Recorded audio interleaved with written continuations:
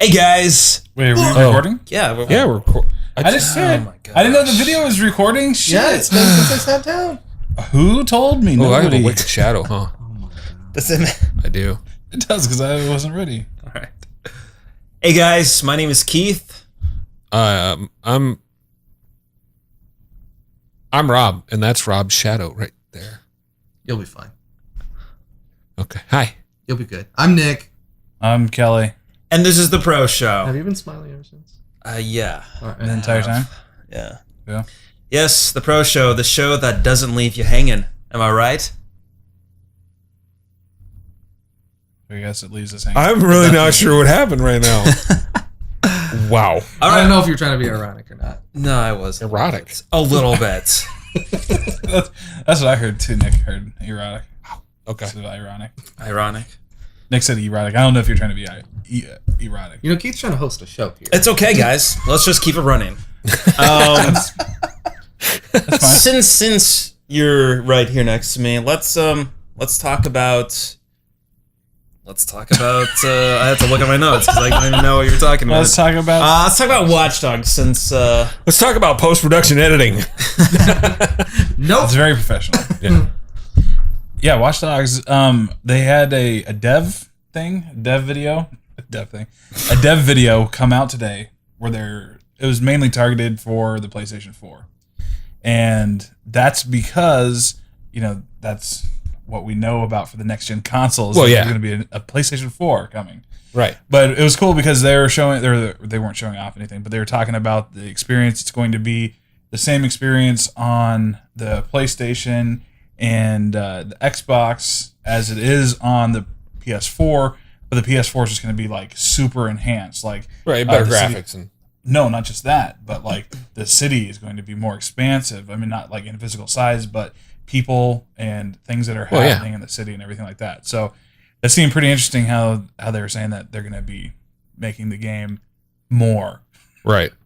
But one of the things that really got me was that they're targeting the PlayStation 4, and they didn't mention anything about Xbox, the next generation Xbox, because they can't. Because Xbox hasn't been announced yet. Well, why did that get you? It's just funny to see that because or Ubisoft. Oh my god! I like saying Ubisoft instead of Ubisoft. I'm sorry. Okay. Ubisoft. So Ubisoft, when they originally released the Watch Dogs trailers, it said at the end of the trailer, Xbox, PS3, PS4, and then next gen Xbox on there. Because nobody knows the name yet. I'm sure that they can't say. They can't say. Well, they probably know the name. But Yeah, because that's like, oh man, someone revealed it before we did. Right. Super classified hush hush. Yeah. And that's another thing, and then Grand Theft Auto did the same thing. At the end of their character trailer, they said available for the current gen PS4 and the future gen Xbox. Right. I think they said. Yeah, so it's funny to see that, and then they can't say like, oh, the next gen Xbox is going to be comparable because then you're saying, oh, well, so it's going to have the same hardware as a PS4. So they can't even say anything. Well, yeah. And it's crazy, like with Grand Theft Auto, because that's the first time. Yeah, first time that they've been doing that. They did a Grand Theft Auto game right in a transition year. Yeah. Where it's like current gen consoles and then next gen consoles. Like they never ported it up. Do you think that's part of the reason why it was delayed? Because wasn't Grand Theft Auto kind of like pushed back? It was supposed to be like last year. That game is going to be so massive. Like there are any number of reasons. Well, why I wouldn't be delayed. I wouldn't be surprised if that was part of the motivation because why release it on one box when you can release it on two and increase your sales all that much? Because you're going to have people that are going to obviously buy it for the current gen, the 360 and the PS3. Sure. Then you're going to have people that are going to buy it for the next gen. But you're going to have a completely separate group of people that are going to buy it for both. But why? So, I don't think they'll buy it. I think it's going to be either or. I don't think it'll be a huge percentage, but I think there will be people that'll buy it for both. It'll be like if you'd like, hey man, it looks better on here. You see, that worries me because I feel like if you're going to release them on both, I don't know.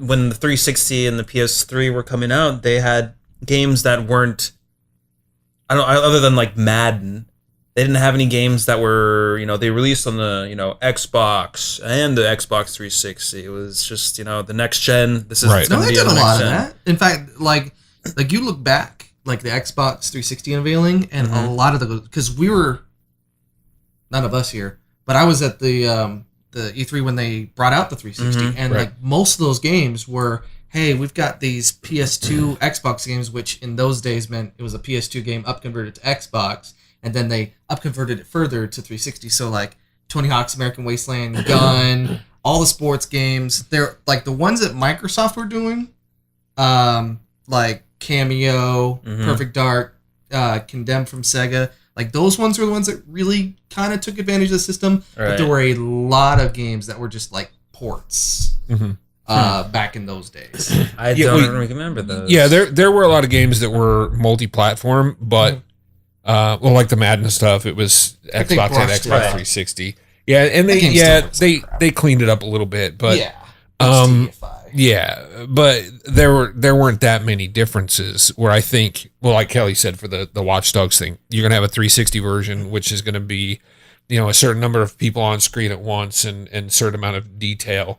And then you'll have the next gen Xbox version, which is going to be a ton more people on screen, a ton more things going on, lots more detail. And I think that's why you'll probably see more people buy both versions, because I think some people are gonna want to side by side compare. Yeah, I don't think that's worth $120. You don't. No, I imagine there will be enthusiasts more enthusiastic than us. Like the early adopter types, I think will do it. When I worked retail, no one bought it twice. Well, no one bought it because that's crazy talk. Yeah, but especially when you can't move your progress over. But there wasn't a huge rush of like brand new console coming out with brand new, titles. Yeah, they were. Because the thing is, like, even if you had, a new console or something, like, you would have a friend with the same game on like a different platform. And it's not like it's a minute long or 5 minute long, like, oh, it's different. Now let me play it on the better system. Right. But like when the 360 came out, there was like 4 launch titles or something. I remember there wasn't a whole lot. It was about 20. Yeah, well, that's what I'm saying. It wasn't a huge catalog. Yeah. And like the game was Fight Night Round 3. That was like the Xbox 360 launch title. That one came out later. Because it was Perfect Dark, Condemned, Project. But wasn't it like a week or something? No, that wasn't. I thought it was like right after. And that's what I'm saying about with like the games that are really going to take advantage of this next gen system are going to be out like next year. Like you're going to see a few that really take. Well, advantage. The ones that are really going to take advantage because they've still got to get used to. Yeah, and the same thing happened with the 360 when it first came out. You had a lot of games that were just slightly more polished than Xbox titles, and then a year and a half, 2 years into it, they started getting really, really pretty. Like years, a year later. Yeah, or like Oblivion. When Oblivion came out, people were saying, "Oh, this thing, it's going to completely push the limits of the 360." Exactly. And then Oblivion came out, and people were like, "Oh no, we've got plenty more we can do with this box because while we were developing it, we found all this extra stuff that we could do." And then like Skyrim comes out and it makes Oblivion look like used toilet paper. Exactly. Yeah. And that's the people are making like PC games, like the ones like because obviously the PC that can be super powerful. Oh, clearly, obviously, but the ones who are doing like PC games, those are the ones that are gonna have like good looking 360 games or not 360. Next Xbox, PS4 games. Those are the guys. Right. Those are the guys, so. Well, we're on the subject of PC games. Let's talk about MoCap. MoCap and a certain game. Yeah, this is a subject on which Nick and I have rather disparate opinions. Right. Cloud Imperium Games. I wrote an article about this yesterday. Cloud Imperium Games is wanting to build a MoCap studio. Now, everybody, well, not everybody knows, but you're all now going to know that since they started their Kickstarter, Cloud Imperium has been constantly adding stretch goals to the amount of money they make. They added a stretch goal a few days ago where they said, look, if we hit $9 million, we're going to give everybody a spacesuit and we're going to give lifetime insurance to everybody who's pledged to the game so far. And that was kind of cool. Then they said, and if we hit $10 million, we're going to build our own motion capture studio so they can do their own motion capture work. Now, My opinion is that that's a good thing for a couple of reasons. One, I think there's not enough competition out there as far as motion capture studios.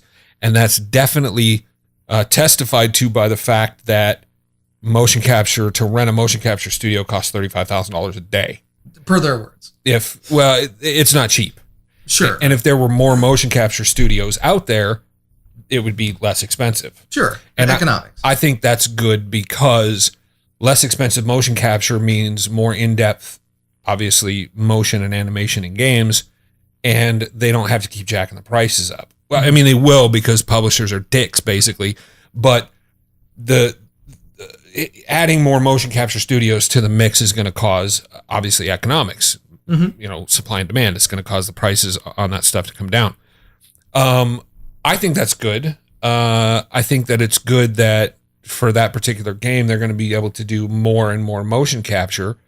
And Chris Roberts even stated, like, look, we want to be able to rent this out to other companies and then use that money to funnel back into our own titles.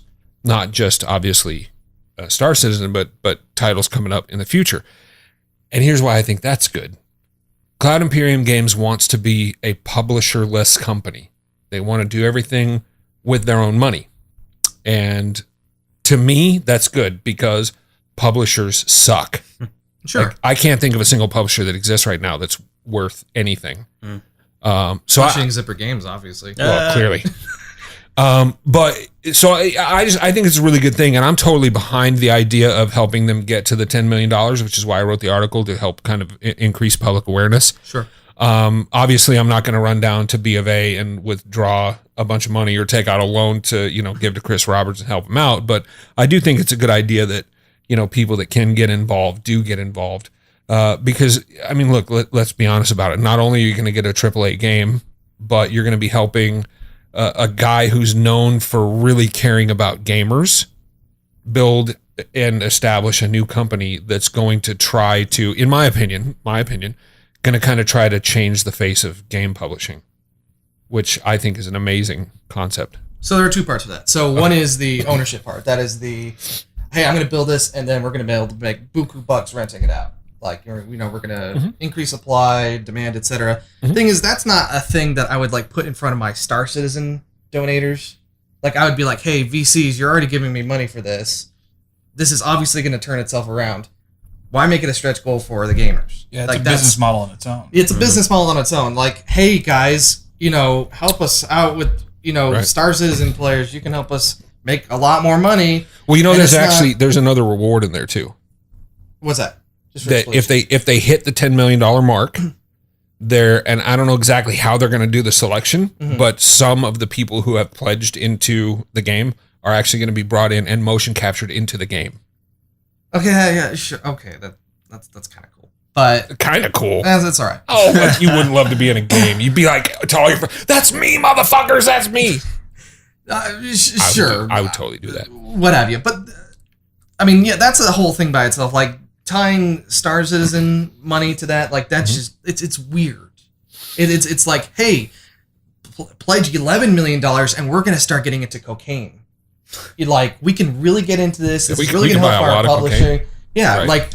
Let's buy a manufacturer. Let's buy a soda manufacturer because they're really profitable, and we're gonna tying that in stuff not together. Not just soda. I mean, keep it to the game. So let's buy something that develops the. Let's buy Autodesk something or another, like a small program that's going to help, make 3D stuff really quick. Sure. Or I wasn't even saying it like that. I was saying just the manufacturing process for their game. Let's buy the company that makes the boxes for us, that makes the CDs.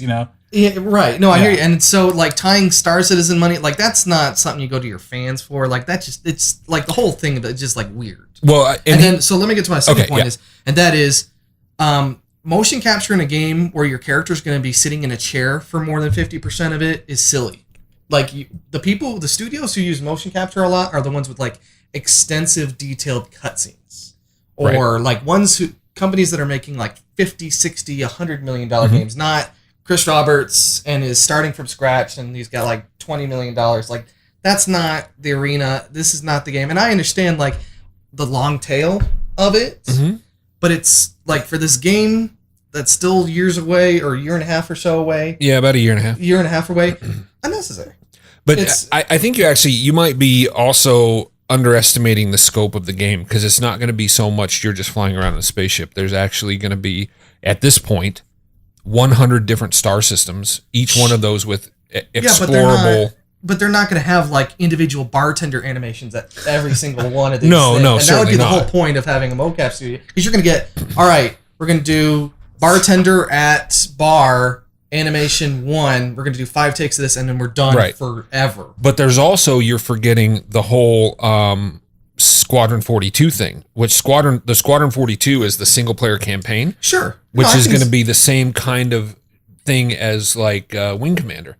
Or like Starlancer was. Right, with extensive cutscenes and animations and interactions with NPC characters, and I think that's what a lot of that mocap is going to go towards. Sure, no, because what else would you use it for? Exactly. Right. But at the same time, it's not all or nothing on mocap.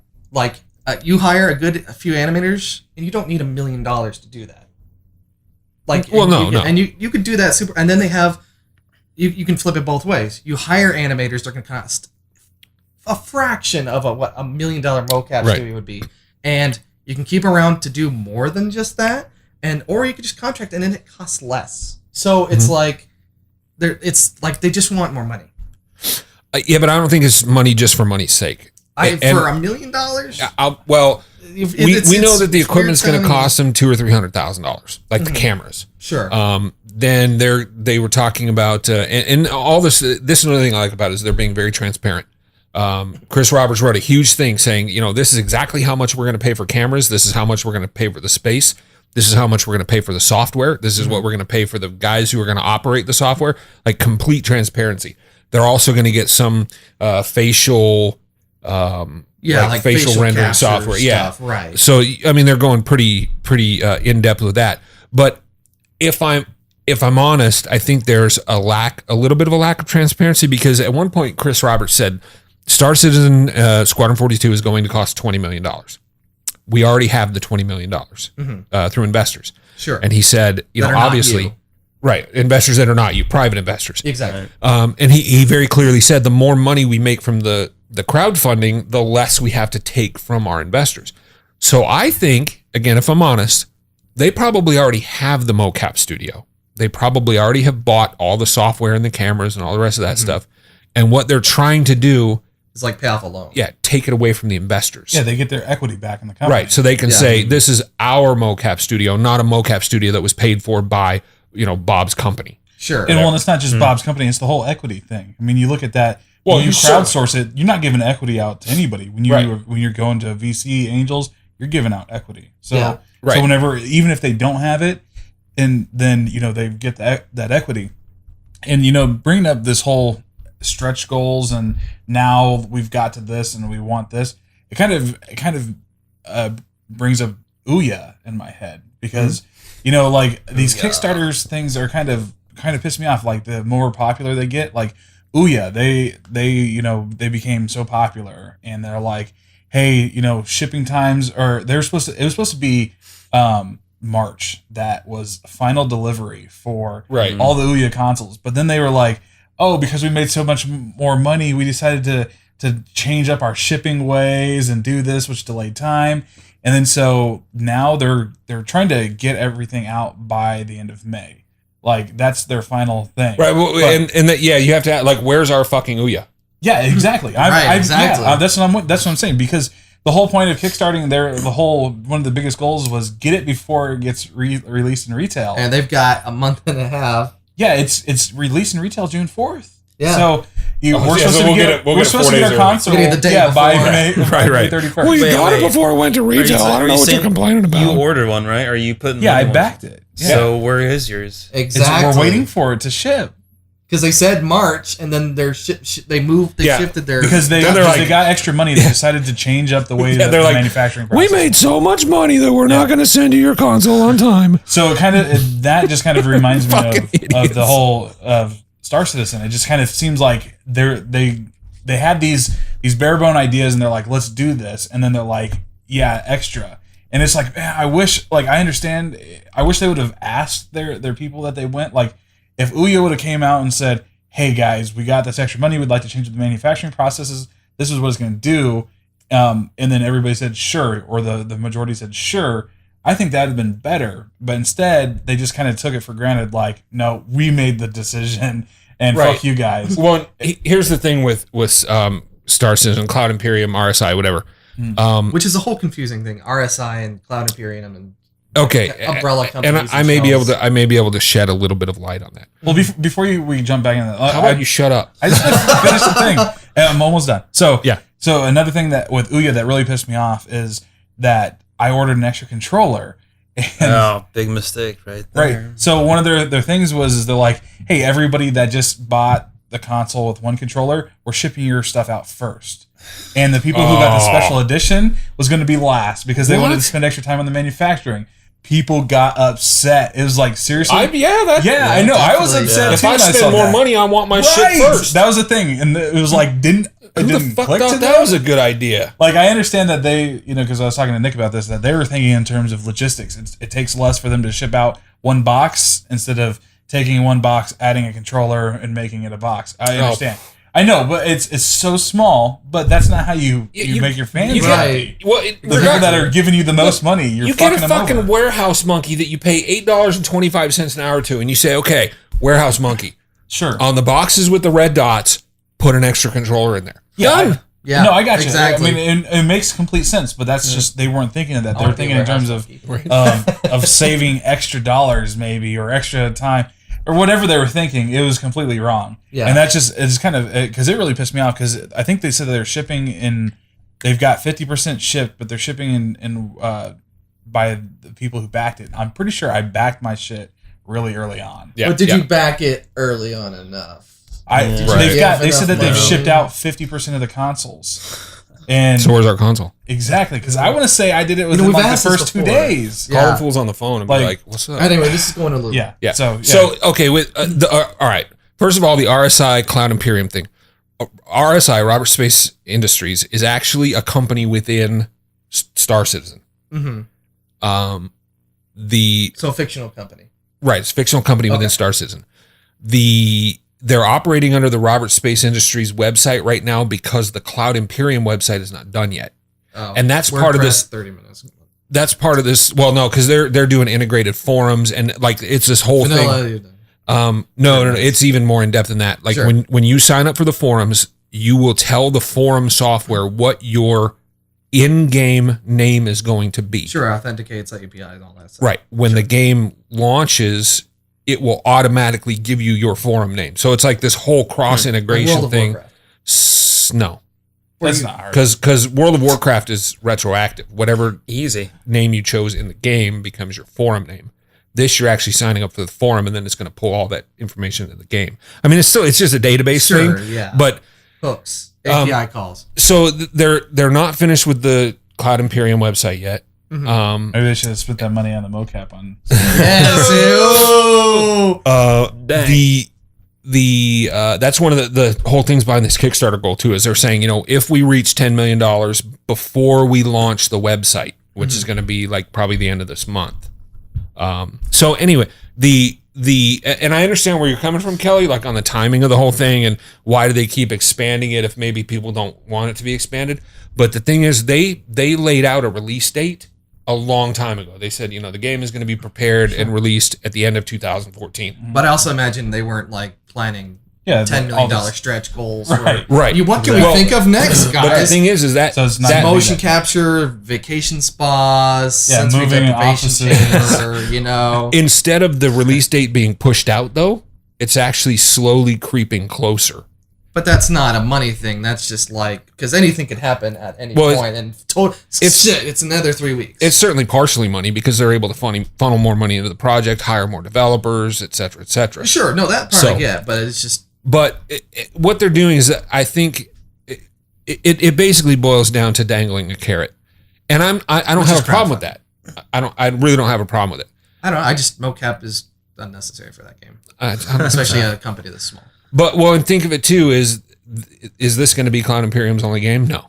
No, but that's the years when they've made their money back. Not, Yeah, but- hey guys, we're not even making our first game yet. We're still like super far away from it. Let's build an entire empire right now. Now, well, I think they're going to probably do the same thing everybody else does. Is once the game is finished and released, they're going to take a small team, dedicate them to Star Citizen, to updates and Sure. stuff, because they're talking about, they want to do like every couple of weeks they're going to add content, Sure. and then they're going to take the main body of their team and they're going to move them to another project. I get that. And so if that other project, they're going to use MoCap and all that other stuff. I think they just want to be prepared. I don't have a problem with it. Basically, I think it's a cool idea. So free vending machines is cooler. So Nick Nick, thinks it's silly. you're against MoCap? I am not Rob's totally for opposed to MoCap. I am opposed to a small company like Cloud Imperium like carroting their fans along with a MoCap studio. Okay, well, what are you opposed to this? Are you opposed to Staples, a huge company, now going to be selling a 3D printer? That's how big is it? It's a tiny one. Is It's it tiny? What? it's- You can't do anything with that. Yeah, you can print out bracelets, okay? You can You could print That's off about like it. one of those light things about that size. bottle caps, bottles Trinkets. Ooh, Yeah, it's for $1,300. ooh. Yeah. I mean, compared to where they were, I mean, they've come down. My concern is like just finding the right materials in that, because maybe I want to start manufacturing bullets for my printed gun. Right. Well, I mean, I know a guy that has a 3D printer, and he's done some pretty impressive stuff. He built it himself. Sure. they're Materials aren't very expensive either. and that was one of the Yeah. things too, is you can buy the kits online, but it's like, if I'm gonna spend $2,000, I just want that shit built. Yeah, I just want to. Yeah. Like, yeah, you know, done. it's like come to my house and don't give me a fucking Connect set or Right. what was those, Yeah, I what don't- are those things. I don't want to be doing any soldering. Yeah, No. and that's But I can imagine some. Hey, I saved Sure. $500 because I already had the solder and the flux. I know, and all that's that. some bullshit too, because how Yeah, long people is that figuring time? shit out. Nobody for uses themselves. flux anymore, by the way. I'm saying that's bullshit. That like, because a lot of them were like an extra $500 for it to be pre-built, and it's like, really, you guys are going to spend an hour building this, and you're going to charge me $500 an hour? Like, fuck you. That's also why I'm like, fuck that. But I yeah, think that it's cool. I don't know if like 3D. I mean, I get it's It's just growing a fad. bigger. It's Right. It's not a fad, but like No, it's certainly you not a can fad. print off 3D glasses. But your average You can print off, like, human being half doesn't need to here. do 3D printing at this time. No. no, it's John a Q. cool, Public has no reason to It's do almost 3D a little printing. gimmicky at this point. Yeah, There's it no- is. for people to buy it, it's totally gimmicky unless But you're, it's cool, like they'll have it in stores, and like that's what you drive your, Right. interest in it and stuff like that. As the interest grows and more units get out there, you're going to get a lot of innovation and stuff like that, which Yeah. is cool. But there's still, this isn't mainstream technology at this point. This is for your I doubt it hardcores. ever will, but it'll be cheaper. Eventually, it will be. Like think. I imagine you'll be able to, like in 5 years, you'll be able to buy the bigger printer for like $1,300. Yeah, yeah. and then you'll be able to do like printing your Guns. receivers and stuff like that. Yeah, printing your Or guns. like printing a house. print your gun all like block without by pieces. block. yeah. Well, they were actually talking about that, like being able to print off houses. They've got big ones that they can actually do that. I was reading on this. It's gonna take 95 years to print. No, the it's house. it's a huge. And the house like, is going to weigh 4.8 pounds. and because and it's gonna be like totally different materials at different levels. So like part of it's like compressed, and So the other what part it can't does, withstand so water. what it does like right now is they like build the frame. So they're able to build the frame and then it just gets filled with like concrete or something like that. So they're able to like build like the frame structure and then harden it, or they can use that and fill it with something else or whatever. So it just prints off. It's not like, you're going to have a plastic house. Well, once it gets to the point where they actually can build the whole house out of plastic, it'll make moving easy. Oh yeah. Yeah. Most pick- definitely. pick Grab your a- house up and just go. remove Grab the concrete a pallet part. jack and Yeah. Just walk down the Disassembling street. your house is super easy. You need a 5,000-pound jack, and yeah, why would you even need to disassemble it? to get all that concrete out. Jack it up. Well, that's what I'm saying. If they eventually get to the point that they don't have to use concrete, Yeah. Imagine real estate. That'd you be just fun have, on a like, hurricane. nubs in the ground, right? and you just like Yeah, for all the electrical just kind of like plugs in. no that, but it's Just like drop. it snaps in. Yeah, Yeah. that's what I'm saying. And then like Exactly. the electrical's coming up, and it's just like just like plugging in like a Yeah. USB cable, just You just like slaps slide right it down. on and it makes contact with a little Yeah. thing. And Your lights whole come house- on. Yeah, exactly. You're genius, Kelly. I am. It's like a video game, except real. Yeah, Wowzers. You've clearly thought about this in advance, haven't you? I have because like I want a 3D printer, But like I said, for one, I don't want to build that shit. Don't want to pay the money. And then what would you do with it? Exactly. Like I would build. I printed a Slinky and it broke. Right. You know? I could totally make my own flashlight, guys. Yeah. It's Plastic like, God, it's harder than imagined. Yeah, so it's like that's what I'm thinking. Like, what would I build? Like, or what would I print? I guess I wouldn't have to build anything. Like the first thing I'd probably do is take it to Minecraft and then build something from Minecraft. See, that's and then I'd be done with it. And I'd be like, oh, there goes $1,800 for my pre-built. No, you don't. You never say that. You just silently leave it in a corner. Right. Hey, what's that? That's my 3D printer. Did you see this Minecraft thing? Anyway. Yeah, I printed my house that I built. The shitty house that I don't know what I'm doing. This looks like a crappy game. We could totally got print next out to like a Xbox. big Rasputin sign with it. Oh, that'd be the just like That'd be little, worth actually it. little handheld Rasputins because Cody's got the 3D model. We just plug that Keychain. in there. Yeah. Oh my goodness. That's totally worth Little Rasputin $1,800 keychain. or $1,300. Yeah, dude. You could sell those little like Rasputin keychains. Yeah. Yeah, why don't we just go to a company that does it for cheaper? No. Because they're printed with love in the United States. Oh, yeah, that's Yes. Yeah, our markup is like, hey, you guys want a keychain? They're going to be $500 a piece until we recoup our cost. From our printer And to then your they hearts. go down. You know, the first keychain is $500,000. Rest $2. Right. Yeah, exactly. And then like demand totally diminishes and your room is just full of plastic goo. Why would we print off that many? Like we had, You have to What's buy right? we more. had to print them off in bulk. You Yeah. print only like 5, and they're like collector's editions. No, that was Right. one of our stretch goals is we would buy all this material.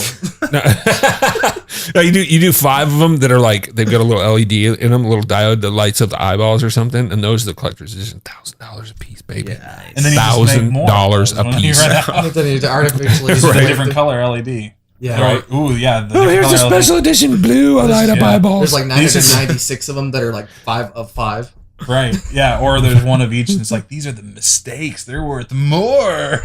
Yeah, the miss stamps. Yeah. Man. We mixed up the color eyes. It's worth 10 times as much. All right, whatever, guys. Don't look at me like that shit. Like I ruined the shit. But you did. Anyways, Things got a little strange there. Sorry, things get guys. always a little strange in the Around the show. Fez Palace. Around the Fez Palace. So Nick and I have been. We've. I wanted to make sure it was recording. Oh, that's a good. That would suck Good balls check. if it wasn't. Yeah. We'd have to redo We'd that have a really whole good RSI podcast. debate. Yeah. Well, like I was saying before, Nick and I have enrolled. Enrolled. We've enrolled into Hang on. a academy Well, for we have to hold code. hands. Into coding. Code Things just Academy. Code Academy. Things That's got right. really bad here. Oh, come He held on. my hand. Code Academy. We've enrolled. No. Haven't you guys? No. Yeah, I've been in No. Code Academy. You've been in Code Academy. If you don't know what Welcome Code to the Academy, yeah, club. welcome to the club. If you don't know what Code Academy it is it is. Well, I guess the best way to put it is kind of like tutorials on learning. Online. What? Online. Online. Yeah, tutorials online with I don't know, Free programming. tutorials. Is that like Phoenix languages. College Online? No. It's no, like you free. don't- $20,000 less. It's Oh, they're right, free interactive. Yeah, the free tutorials. interactive. instead of just the videos. Yeah, exactly. It's. I think it's fun because they give you badges and achievements if you get to a certain point in a Or if you lesson. do so many lessons and Exactly. Exactly. yeah, I my history, and we'll do an article about it sometime. But Yeah. my history with programming, learning to program, has been dismal. Whether it's books, whether it's just any other means, like you go through the lessons and you get to that point where you something's not working and you have no idea why, and it's got hints, but the hints are completely useless because Right. they apply to something Yeah. else that you're not screwing up. So Code Academy's got a few quirks because they're all basically like crowdsourced lessons, Mhm. essentially. But at the same time, it's like the handiest way. And if you screw up, Right. like you can still pull up like Stack Overflow or something like that to the like, hey, I'm still early on. What am I supposed to do? See, maybe they should put do like a crowdfunding stretch goal for automated debugging. They raised a lot of money, so it's probably going to go paid soon. Yeah, Yeah. I remember how much. I don't think remember they're how still much. Series A. Yeah, I mean it's Like like they made, first I know round. they made a lot. Yeah, of millions money. and millions and millions Wow. of dollars. Yeah, but 'Cause it's I remember when they started, it was like just the first like 5 lessons of like JavaScript. For JavaScript, Then this was, I would a say it couple was- years ago. No, was like a year ago. It's like a year and a half ago. Wait, so how old is Code Academy? Not that old at all. Okay. Yeah. Yeah. So they code or they crowdsource the lessons, Which is exactly what I said. I know, but let me finish. So they crowdsource the lessons at first, and then with this capital, they're going to have professional lessons, I'm assuming, and that's when they roll over to their paid model. You're assuming. That's the only they're not going to have a paid model without the professional. Yeah, but assumption is the mother of all fuck ups. Okay, so I'm not going to assume then. So they will roll over from their crowdsource free courses over to their But professional. admittedly, like especially early on, like they're not bad. Like they work. I imagine when they get more complex, you're going to want someone who's obviously been teaching this for a while. Because as Keith brought up, it was over the chat or something like that. It's like even if you know the stuff doesn't mean you can teach it. Right, 'Cause exactly. Totally different things. Yeah. Different skills. You need to have that extra skill. So I'm learning JavaScript right now through Code Academy. You were learning Python, Mhm. Python. They got Ruby, PHP, jQuery. PHP, That's what I said. Ruby, jQuery, They got a couple of API. Yeah, Standard HTML, web Chex stuff. Mix. But they've got a number of languages, and early on, I guess That's what I they're just all pretty fucking similar. said. And the point is, it's cool. And And it's free. That's the even yeah. bigger I point. wish I had this when I was a kid. Yeah, I me wish I too. had this path as a kid where I could like do anything close to this. You know, if maybe it would make sense. Like maybe it would have. But then I think to my HTML, because I learned HTML in 1998 when all you had to do was just toss some code in Notepad. Right click view source. Yeah, and then That's how I learned HTML. Yeah. Right click view source. No, I had a book like not me. HTML 3.2. My dad gave me. I when I learned HTML, which back in the day when HTML was just HTML, I was a pretty good. Back when it was smoke signals. Yeah, basically, I was a pretty good web developer. Sure. It did some projects with like MCI WorldCom and stuff, but that's not the point. I didn't use books. I would go to websites and go, "Hey, I like how they did that." Right click view source. Sure, but I was 13. And be like, yeah, and I was like, I like that color font. Everything's uppercase. There's no CSS tables. Yeah. Yeah. But I mean, I know. but it wasn't that long. But then everyone started getting into CSS and like all these not HTML things, and it's Yeah. like I'm done. Like I'm falling too far behind. Yeah. Same thing happened with me. I got out of it. And then CSS and all this other stuff started happening, and I just fell so far behind the curve. It's like there's no point. I don't need to, for work purposes or anything, develop HTML anymore. So why do I want to know CSS? Why do I want to know how to program in Perl or any of the rest of that crap? There's no use for it. Yeah. And it is crazy too, because like I remember whenever like JavaScript, like people on the websites, the only use for JavaScript was like a floating mouse trail floating thing. Dude, that was the coolest thing because I would take my HTML and then I have a friend in like the clan I was in, like he'd be like, "Hey, psst, psst, psst, I got this JavaScript. When you hover over a link, it changes color." Right. Yeah. Back when all the links were blue and underlined and Arial, Yep. like I did that with like image map buttons and stuff where they would like they would have a standard state and a mouse over state, and it was like the mouse. Obviously, it was different images.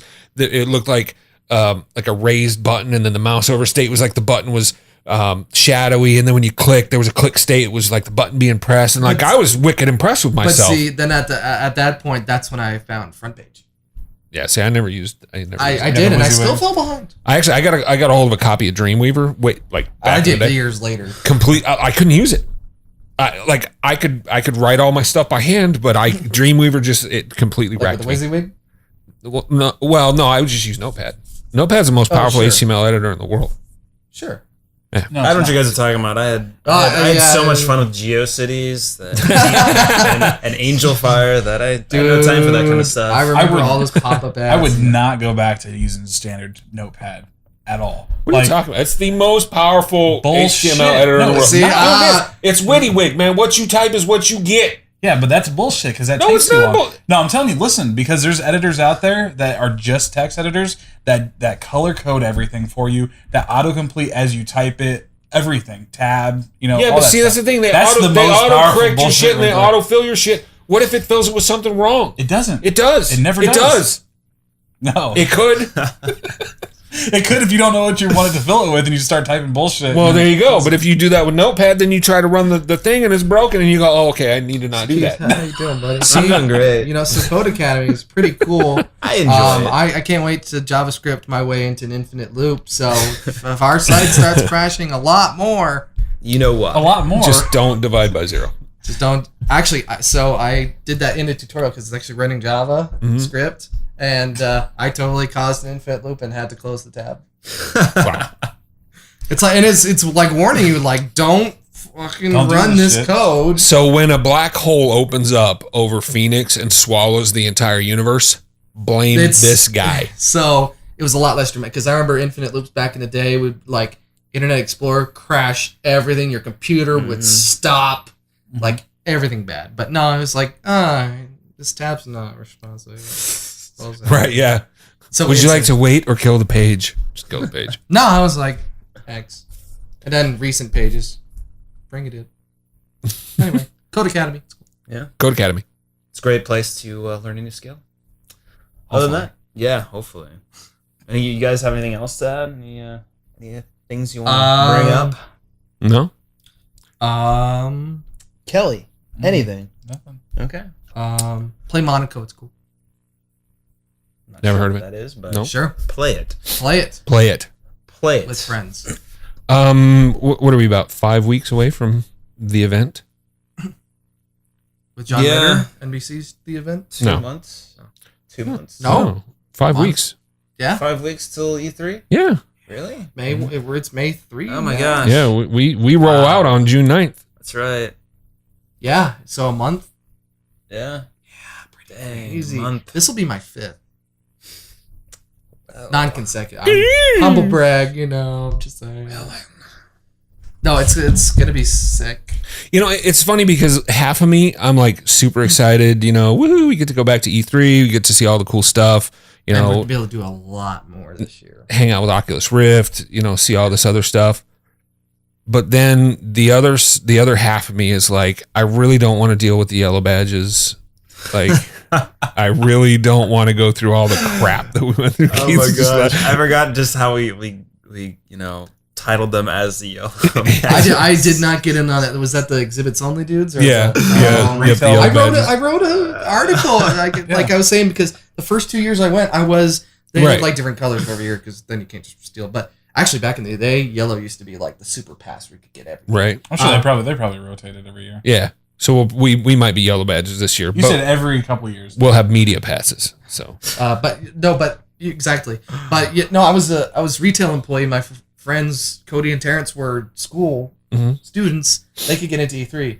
And yeah, we were the guys running around the show, like picking up T-shirts and swag, and like going over. And because like you guys haven't seen it the way it was. Like they would, like half the booth would just be like these racks with all these Just huge swag bags. swag, yeah. Yeah, it was totally like that back in the day. Just like people throwing out shirts. Like, do you remember the Phantom? Yeah. Yeah, the console that never Yeah. came out. I was there when they like re-unveiled it. Yeah. And they had like this long line to get a free T-shirt, and then they would like punch your badge. Back when they were plastic badges. But no, those first 2 years, that's all we were doing. It was like we didn't need to be there, and we were so mad at all these people, all these closed booths. It's like because the last time Rockstar was there, they had like all these trailers in like this fenced-off area. Right. And the only people they were letting in were media. So Right. there was no way I was going to get in there. And like Valve had their big Half-Life 2 booth. That's the last time they've had anything there. Like there were so many places we couldn't get to, but all we were doing was just raiding the floor anyway. So yeah, yellow badges can eat every dick. All of the dicks. If you're there exhibits only, what are you doing? Right. Exactly. Well, and it's not so like, look, Getting in our way. if Exactly. you're a retail employee or however you managed to get into E3, if you're one of the like purchasing guys and you paid your $1,000 to get into E3 or whatever, like good on you. Have fun, walk around, see the sights. But don't be a jackass about it. Like when you were at E3 as we'll just call it a yellow badge exhibits only. Sure. How much time did you spend walking while staring straight up at the ceiling? I would say a proportionate About 80% amount of your of time. those. And that was because I had a reason, and that was because I had a floppy disk based Mavica, and I was sitting there with my swag bag, pulling out floppy disks, exchanging them, ching ching, flip, put in the box, grab, because I even have those pictures. So you were actually staring at the ceiling while you're switching discs. Yeah, because they would have like shit playing and like grand display, like StarCraft Ghosts. But they didn't have anything there. It was. It's just lights on the ceiling. It's just always not this things year. Are different. Yeah, but that's what I'm saying. Not this year. Like last year when we were there, it was an unfinished ceiling, and there was people that were walking. Sure, I mean, like I watched a guy. He must have walked 100 feet, staring straight at the ceiling. I told you I had a and he's reason. like mowing people down, and like, what do you do? You gotta remember their mentality that like we're there for business. like we gotta be here. When you're there and you have no point of being there, you're just there. Yeah, like, but get out of the way. Who gives a fuck? Which is why I believe they shouldn't just it should be media and investors only. I They feel. did that, and then no one liked it. Oh yeah, back in 2008 and 7 and 8. 7 Yeah. That was because then we did Infinite Labs the year after. Right. But my justification in being Yellow Badge at that time was I was a retail employee. I had power because I was the last person you saw when you bought a game. So I was the one influencing your buy. So I should be the one behind the scenes seeing this stuff. No. No one's gonna influence me to buy. You were just trying to justify it, basically. No, there were exactly what you're saying. you guys. Okay, when you're in retail, there are a lot of people that are like, "What game should I buy?" Yeah. A lot. Yeah. Like a huge amount. Okay, but by the time then there's the Robs and the Keys and Kellys. They're like, I want to buy 5 copies of Halo. You can't convince me otherwise. You know. No, but like for all my consoles. At that point, the game has already been released. As a retail employee, you probably surreptitiously cracked open one of the cases when they came in and stuck it in a console and played a little bit. Of course, they're going to sit here and say no, but you know it happens. That was a GameStop thing. But you know it happens. So a lot of these retail employees, by the time release day comes, they've been playing the game for 3 or 4 days anyway. They know what the game's about. They can easily influence people's buying decisions. Some of them were, yeah. But like Walmart, Best Buy, like we couldn't do that. Well, of course, Walmart. But it's giving advice for them. But you still, you've had plenty to Who read. should I You've been buy? able to go through Can you all do the my reviews. taxes? And stuff like that. Guys, this is not a standing point. Back in the day, that's how I justified it. Well, yeah, that's Yeah, what I'm saying. exactly. Because you You justified It it. sounds like you're defending your position. I was because it was a position I had and totally worth defending. But no, those people shouldn't be there. And see, like the way I see it is, as media, we're the ones who are going to be telling all of these Yellow Badge guys the stuff that they don't know and the stuff that they're never going to know unless we tell them. We're gonna be the places that the Yellow Badge is gonna be ripping content from and playing them on their TVs for the checkout lines. Right. Yeah. And like, exactly. I think Nick and I went to Best Buy and they were seriously they were playing some video that was like stolen from like IGN or something. No, it was Gamer Shell. Yeah, Gamers Hell. Gamers Hell. Yeah, they did with the watermark and everything on the Best Buy TV during the checkout on a USB. Like they had loaded Star Trek the video game trailer, like a couple of those on a USB, which what we used to do, and had that running at the checkout lanes, like hype up Star Trek video game, and then they've got Gamers Hell. Yeah, that's awesome. Watermark. So yeah, exactly. So the Yellow Badge is going to be taking the content from us. Well, yeah, that's what I'm saying. It's that's what I know. I was just justifying what you were saying. The thing that offended me the most was the one guy on it was like day 2 that was I was upstairs when the security told me, like, look, go up there. There's like 4 people waiting. You're going to get in quick. And I get up there and the one guy is just talking shit about the media. Like, those fucking media people walk around here thinking like they own the place. Like, bro, you work at GameStop. You rely on the things that the media says about these games to make your purchasing decisions. Right. So really, we do own the place. Like, and we get cool lounges. True. No, it wasn't that cool. But I mean, they were the size the of international lounges lounges were way better, but we couldn't get in. Like the ones that they had upstairs that had like the crazy ass recliners. What are you talking about? I didn't even know this. I didn't even know about that. International lounges, they had free. They had better Wi-Fi, separate Wi-Fi. They had better beverages too. What do you mean we couldn't get in? It was an international. Because I wasn't lounge. there. I would have gotten us in. Dude, No. you watched this. It's like Sprechen Sie Deutsche, baby. Fucking right, dude. Same thing with the international media media relations booths. Some of them, Dude, I'll give were a scene. Watch. the media. Like there was like no line for international media relations at like most of these places, and I was like, yeah, it like looked way better. They had like free like candy and shit, and you're like, yeah, can I get that? And they're like, no, you speak English. Get the fuck out of here. Well, the worst part, because we need to complain about E3 just a little bit more, is the media lounge was not only awful, the Wi-Fi was terrible, and the food and they had iced tea or water. Like, It was fine. fine. No, dude, the Coffee, iced tea too. that I got a hold of at one point, it tasted like somebody had pissed in it. Really? Decaf I'm pretty coffee sure also. that they put a decaf bunch of coffee. Yeah. that was lame. Yeah, but no, and- I'm pretty sure they put a bunch of tea bags in the thing and actually had a homeless guy piss in it, and like that's how they made their tea. It was rotten, dude. It was so horrible. But they And what had was dudes worse, in there. too- yeah, but- important people were rolling in there. Sure, but what was bad too is the media lounge. Anytime they brought out extra drinks, which was like once every 10 hours, like it was fucking bum rushed by the people in the lounge, and you're like When going they up brought there. out lunch, like they I had a wasn't there lot. during lunch. I was Yeah. there. I was there during they would bring it because they were catering. Yeah, it was like those And- box lunch kinds of things. Yeah, exactly. And I was like, it's like, I'll wait for the line to clear. No, you can't do that. No, because Yeah. you're not going to eat. Because you're not going to eat. Yeah. Which, whatever. People Let's just like learn. going through, circling around, But grabbing three You of can them. pay like, $20 free? to get lunch, a couple steps down at No, the cafeteria. The food trucks were mad good though. The food trucks? Yeah, this last year They we were went. good. Yeah. The food trucks Outside. were crazy. Yeah. Those are good. And even though it's pricey, like even the stuff in the convention center is like I decent. ain't trying to wait 45 minutes to get a burger. Though. No, Yeah, not the kiss media my ass. lounge, but No. like the cafe. Yeah, that's what I'm saying, right down the those way. things were, Yeah. There was such a I didn't- huge line there, dude. I wasn't even when I trying went that. The last day, like when I was waiting for that Forza appointment that I didn't get to go to, I was so waiting for it. But I literally just walked in and picked up my food and paid for it. Well, yeah. Every like- time I ever walked by there, it Yeah, was it was- like there was The a one ton of outside people. the West Hall. And then, like, at one point, I think Philip DeFranco was standing outside the cafeteria scratching his nuts, and like 1,000 people were standing around him and all like, "Oh my God, Philip DeFranco scratching his nuts!" And you couldn't get to the cafeteria. Yeah, that's. It was a bunch of yellow badges basically drooling on Philip DeFranco's nuts. Right. Dude, I remember the worst because this was back when it was like 100 and no, it wasn't that big.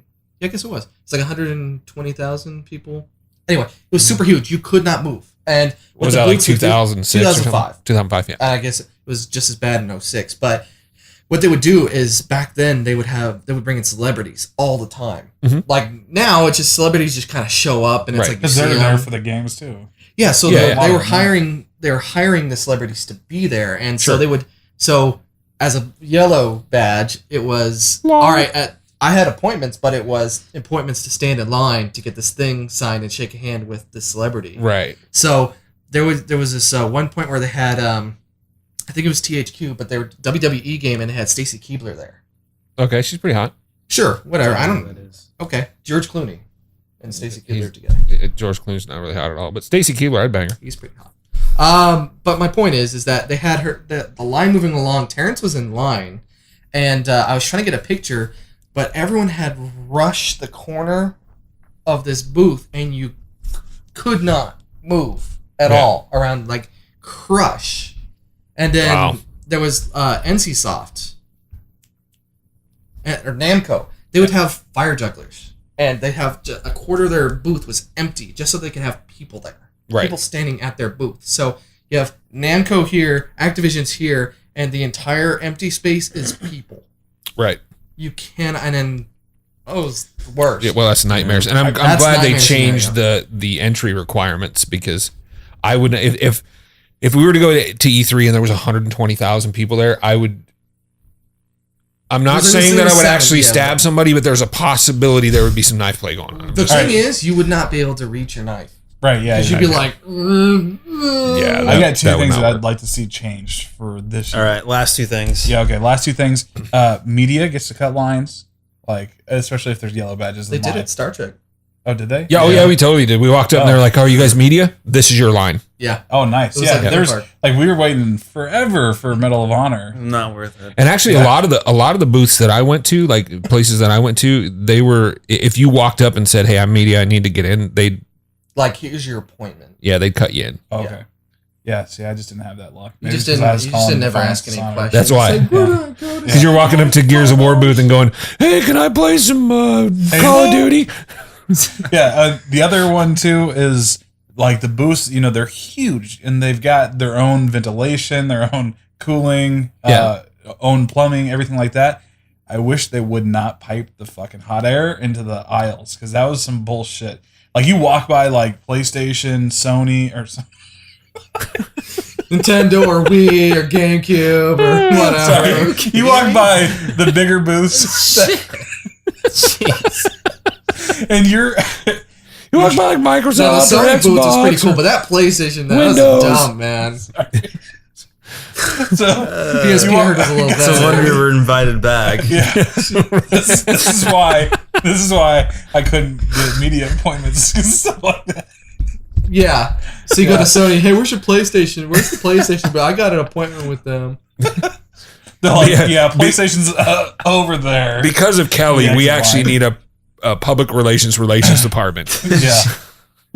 So Sony, how's that Xbox coming? So anyways, All right, so you anyway, don't so want they them pipe, pumping. they pipe their air, the exhaust from the ACs, because a lot of them had ACs, circulating throughout their own booth. They'd pipe that shit right out into the aisle. So you're walking through and it's just hot as balls, just blowing hot air on you. And you're like, this is fucked up. Well, yeah, but like Bethesda was doing that. Right, yeah. So just blowing hot air on you, and then it gets crowded and everybody stops. So you're just standing under fucking hot air and nobody's moving. And you're like, you gotta be fucking kidding me. It's So like, why don't you say that, dude? Do you know how many times like I got blocked in by people and I was like, move. yeah. I was barking at people. Get out of my way. Yeah, no, I And push they move. people out of the way too. Yeah, I had no problem pushing people out of the way. Yeah. You can't, when you're in a crowd like that, you can't. Yeah, when it's a certain size crowd, there's no way. Yeah, but I mean, if you're walking through and there's just people are walking, but as soon as like 100 people just stop, and there's like 10 people deep in front of you, you can't just push your way through very easily. They can. It's a lot harder than that, especially when it's loud and you're right by the exhaust and you just want to die. I want to bring up something that I think is going to be awesome about E3 this year. No Nintendo press conference. I think that's the 7 best a.m. part about conference. E3 right already. Right. Well. Because that was, I'm going to say, probably the most boring hour of my life. It's a waste of time. It was. Yeah. But we like- learned about Nintendo Land. Oh yeah, big Yeah, fucking deal. At I learned that Reggie is not a presenter. all. Nah, once you fall Hey. in for the cult of personality, No. like you can say anything. No. Well, we learned Hey, how Mike, to what did you think I about spoil that security game? at Nick. I thought it was great, Reggie. I believe Okay. the Wii will be a great entertainment Nintendo platform. Product. My body is ready. Right. No, it was so horrible, and I'm really glad that we're not going to have to sit through another Nintendo press conference. I signed us up for the private one though. Yay! What? Actually, They're 5 hours long. I'm going to punch you in the dick. I'll go. Keith, I'll go. slap him. Behind closed doors, we're chained to the chair. They force our eyes open. Like Clockwork And Orange it's- style. Yeah. Yeah, and it starts at 4 in the So- morning. That sounds horrible. You've never Let's seen do it. Clockwork Orange? Yeah, but that's for another podcast. Fucking It idiot. starts at 4 in the morning too. So Well, All right, well, guys, I think that's pretty much sums up the show. yeah. it Yeah. does sum up the show. Yeah, summing up shows. Summing up the shows. shows and Summing shows. summing up the shows, or Showing in the what's another word sums. for summing up that I can't? You know, it's like think a sum check. We've got a lot. Wow.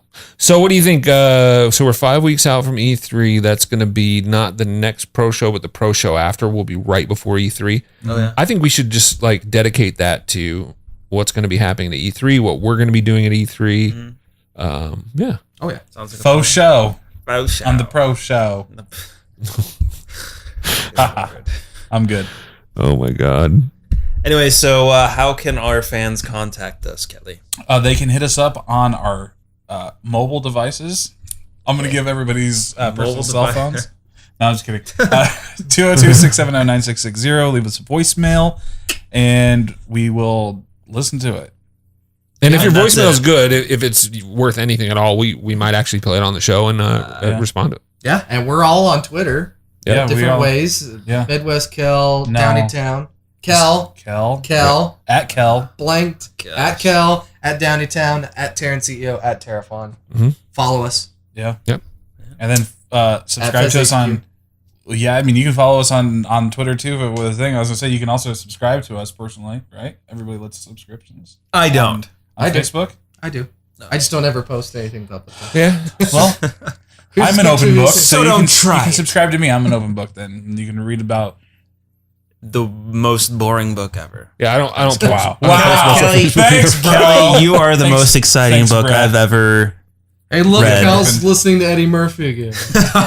My girl wants to party all the time, party all the time, party all the time. Hit Since us I'm up, not listening to the kids Bob. and then No. hit us up on No. plus.google.com /B Nobody ever goes. /1134258900414 slash that number again, and you're on your way to plus oneing everything we do. Twitter at FezHQ. Yep. Facebook.com /FleshEatingZipper. Flesh eating zipper. Vine. Oh, check it out. Hashtag FezCast. You know what? How about- Here's how about one we that? never mentioned. YouTube.com/FleshEatingZipper.